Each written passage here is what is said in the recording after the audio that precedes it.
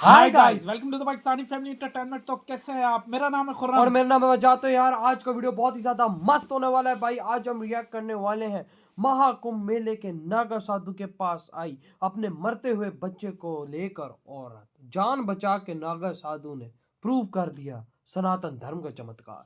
हैं ना कर नागा साधु ने हाँ, कहा तो ऐसे ही जा रहा है, लेकिन अब ये तो वाच देखते करेंगे कैसे उसके बच्चे को ठीक किया है भाई, यार। वो भी मरते हुए बच्चे को हाँ। यार वॉच करते हैं। ये हाँ। कैसा चमत्कार है वाकई उसके यार, करके देखते दिखाया हैं है। भाई। कोड ऑन करते हैं स्टार्ट। महाकुंभ का मेला अपने चरम पर था। हाँ। प्रयागराज की पवित्र भूमि पर देश विदेश से आए करोड़ों श्रद्धालु गंगा में डुबकी लगाकर अपने पापों का शुद्धिकरण कर रहे थे। अच्छा। मेला केवल एक धार्मिक आयोजन नहीं था, बल्कि साधुओं, संतों और योगियों का अद्भुत समागम भी था। यार वो इन तो साधुओं में वो तो नागा पूरा साधुओं का साथ अखाड़ा है, वो नहीं सबसे नजर ज्यादा आता। आकर्षण का वाकई केंद्र था। भाई। अर्धनग्न शरीर पर भभूत मले हुए नागा साधु अपने कठोर तप, रहस्यमयी साधनाओं शिव जी और का विचित्र चमत्कारों के लिए प्रसिद्ध थे।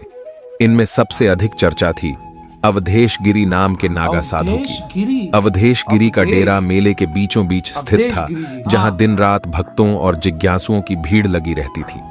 लोग कहते थे कि वे हिमालय के दुर्गम क्षेत्रों में तप कर अलौकिक शक्तियां प्राप्त कर चुके हैं। अच्छा। उनकी आंखों में ऐसा तेज था कि उनके सामने कोई झूठ नहीं बोल सकता था। चमत्कारों की कहानियां मेले के हर कोने में गूंज रही थीं। वाकई उनके भाई, बारे वो में यह भी कहा जाता था कि उन्होंने जीवन और मृत्यु के रहस्यों को समझ लिया है। उस दिन अवधेश गिरी अपने डेरे में हवन कुंड के सामने ध्यान मग्न बैठे थे। अच्छा। उनके चारों ओर धुएं की लहरें उठ रही थीं और उनके शिष्य मंत्रोच्चार कर रहे थे। भक्तजन दूर खड़े श्रद्धा और भय के साथ यह सब देख रहे थे। अच्छा। तभी भीड़ को चीरती हुई एक वृद्ध महिला उनके पास पहुंची। ये तो बुरी लग रही। महिला बहुत परेशान और थकी हुई दिख रही थी। वह रोती हुई साधु के चरणों में गिर गई और कांपती हुई आवाज में बोली, बाबा, मेरे बेटे पर कोई बड़ी विपत्ति आ गई है। महीनों से वह बिस्तर पर पड़ा है, महीनों न से? कुछ खाता है, न कुछ बोलता है। तो उसका शरीर दिन ब दिन सूखता जा रहा है। मैंने वैद्य हकीम सबको दिखाया, लेकिन कोई उसे ठीक नहीं कर सका। आप ही मेरी आखिरी उम्मीद है। अवधेश गिरी ने अपनी आंखें खोली। शायद। उनकी आंखों की गहराई देखकर महिला एक पल के लिए थर्रा गई। अच्छा। साधु ने शांत स्वर में पूछा, तेरे बेटे की यह हालत अचानक हुई है या धीरे धीरे? महिला ने कहा, बाबा, अचानक। अच्छा। एक दिन खेत में काम करते हुए वह बेहोश हो गया था। होश में आया, लेकिन तब से अजीब सा व्यवहार करता है। अच्छा। कभी रात में चीखता है, कभी बिना वजह रोने लगता है, और अब तो उसने बोलना भी बंद कर दिया है। अवधेश गिरी ने यानी कि कुछ देर खाए तक पीने अपनी में तो आंखें हालत बंद की खराब हो गई। और ध्यान लगाया। फिर उन्होंने गहरी आवाज में कहा, तुम्हारे बेटे पर नाग दोष है। नाग यह कोई दोष। साधारण बीमारी नहीं, बल्कि एक प्राचीन पाप का परिणाम है। क्या मतलब? इसे ठीक करना आसान नहीं है, लेकिन तुमने मुझ पर विश्वास किया है तो मैं तुम्हारी मदद करूंगा। इसके लिए एक विशेष साधना करनी होगी। यह साधना खतरनाक होगी और तुम में इसे देखने का साहस होना चाहिए। हाँ। क्या तुम तैयार हो? महिला ने रोते हुए कहा, बाबा, मैं सब कुछ सहने को तैयार हूं, बस मेरे बेटे को बचा लीजिए। अवधेश गिरी ने अपने शिष्यों को इशारा किया। शिष्य तुरंत हवन कुंड के चारों ओर विशेष सामग्री और जड़ी बूटियां लाकर रखने लगे। चारों ओर एक रहस्यमय मौन छा गया। साधु ने रेत पर एक बड़ा घेरा खींचा और महिला से कहा, इस घेरे के बाहर मत आना, चाहे कुछ भी हो। अच्छा। इसके बाद अवधेश गिरी ने अपनी साधना शुरू की। उन्होंने जोर जोर से मंत्रोच्चार करना शुरू किया। मंत्र तो आते उनके हैं। शब्दों की शक्ति इतनी तीव्र थी अच्छा। कि वहां खड़े लोग भयभीत होकर एक दूसरे को देखने लगे। जैसे जैसे मंत्रोच्चार तेज होता गया, हवा में अजीब सी हलचल होने लगी।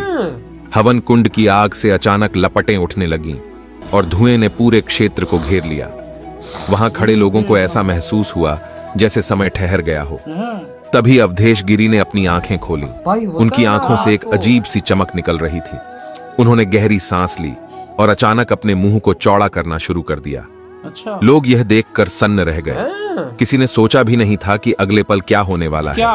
अवधेश गिरी के मुंह से धीरे धीरे एक सांप निकलने लगा। हाँ? सांप काले रंग का था। उसकी आंखें आग जैसी लाल थीं और उसका फन इतना बड़ा था कि उसे देखकर लोगों के रोंगटे खड़े हो गए। सांप ने फुंकार भरी और ऐसा लगा जैसे वह जीवित होकर चारों ओर लोगों को देख रहा हो। साधु ने सांप को अपनी हथेली पर पकड़ लिया और गहरी आवाज में बोले, कौन है तू? क्यों इस महिला के बेटे को पीड़ा दे रहा है? जो दोष था वही। सांप ने फन फैलाया और जहरीली फुंकार भरी, लेकिन साधु की पकड़ इतनी मजबूत थी कि वह छूट नहीं पाया।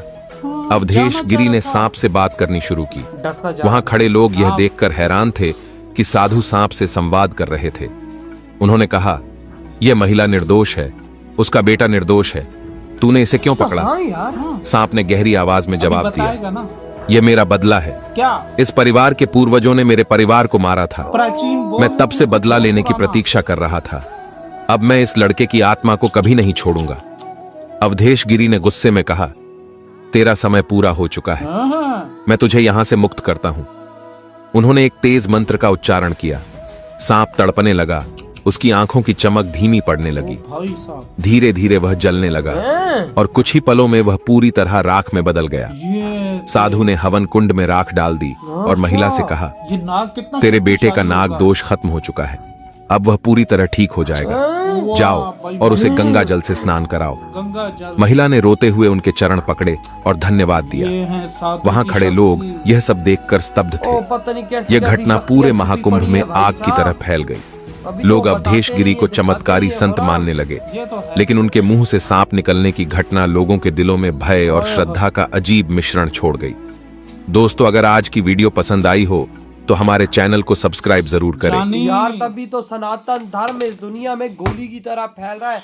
बड़े बड़े अंग्रेज भी भाई सब सनातन धर्म के चमत्कार देगा, सनातन धर्म में आ रहे हैं इसी वजह से। और देख लो किस तरह से माता जी किस तरह रोते रोते आई, कहती है मेरे बच्चे को बचा लो, क्योंकि वो खा पी कुछ नहीं रहा और यह समझो मरने की तरह सूख रहा है, बोलना भी बंद कर दिया यार, और कई महीनों से। यार खुरम जब कुछ खाएगा पीएगा नहीं ऐसे ऐसा कमजोरी होगा, बहुत कमजोर, और बोलना भी बंद कर दिया। और साधु जी ने कहा था कि भाई ये एक ऐसे वो तपस्या होगी कि तुम्हें जिगरा बड़ा करना चाहिए होगा। तो फिर उन्होंने कहा वो भाई माँ है, माँ बच्चे को बचाने के लिए अपनी जान भी दे सकती है यार। फिर उन्होंने किया ना, और उसके बाद साधु जी ने कुछ किया। अबे वो उन्होंने दायरा पहनाया, वो कहते मैं बचा लूंगा, मैं मदद करूंगा, क्योंकि तुम यकीन लेके मेरे पे आई हो कि मैं बचा लूंगा, तो करना पड़ेगा। दायरा लगाया, अम्मा को अंदर रखा, कहते जो कुछ हो जाए बाहर निकलना नहीं है। हाँ, इस दायरे से। अबे भाई जब उन्होंने मंत्र शुरू किया सांप निकाला, और ये वही सांप था जो नागु दोष था, नाग दोष था, जो भाई साहब उस बच्चे पे कब्जा करके बैठा। हाँ, मतलब उसको मारना था, इसने मारना था, क्योंकि इसने कहा था ना कि इन्होंने मेरे ये मतलब जो बहुत पुरानी दुश्मनी कहता है, इन्होंने हमारे भी खानदान को मारा है। तो भाई हो जाता है यार, आते हैं होता है, मारे जाते हैं सांप, सारी बात है। वो घरों में आ जाए तो लोग डर जाते हैं, कहीं भी हो जाता है। तो वो फिर ये देख, और इस बच्चे को फिर करके अच्छा सांप नहीं मान रहा था ना, हाँ बे डसने की कोशिश की, लेकिन भाई साहब वो बाबा जी ने ऐसा उसको दबोचा है कि भाई साहब अगला सांस नहीं लिया। और नाग जी ने साधु जी ने बोला अब तेरा जाने का टाइम आ गया, क्योंकि उसने पहले बोला था छोड़ दे, तेरा टाइम पूरा। उसके बाद उसको मारा और बच्चे को, यानी कि मरते बच्चे को ठीक किया उसने, मरते बच्चे यार देख टू बी ऑनेस्ट, अगर साधुओं की बात की जाए बहुत शक्ति तो चमत्कार, वो उनके पास ताकतें ऐसी ऐसी यार, वो मतलब सारी जिंदगी से जंगलों में बैठे हुए हैं, भगवान जी की तपस्या कर रहे हैं। और भगवान शिव जी जो बाबूद लगाते थे वही बाबूद ये लोग लगाते हैं। और इनकी आंखों में तेज, ये कुछ अलग अलौकिक सी शक्तियां ली हुए थे। ये भी है अलौकिक सी शक्तियां, कौन सी कहते हैं यार। ये चमत्कारी किस तरह, अगर वो बच्चे को डॉक्टर भी नहीं बचा सकते थे, और माँ आस लेकर इस साधु जी के पास आई है, और देखो कहते ना कोई चीज है भाई साहब डॉक्टर नहीं कर सकते वाकई, और ऐसी चीजें हैं। और ये साधु जी ने किया अपनी शक्तियों से। तो यार आपकी क्या थॉट है इधर वीडियो तुम करते तो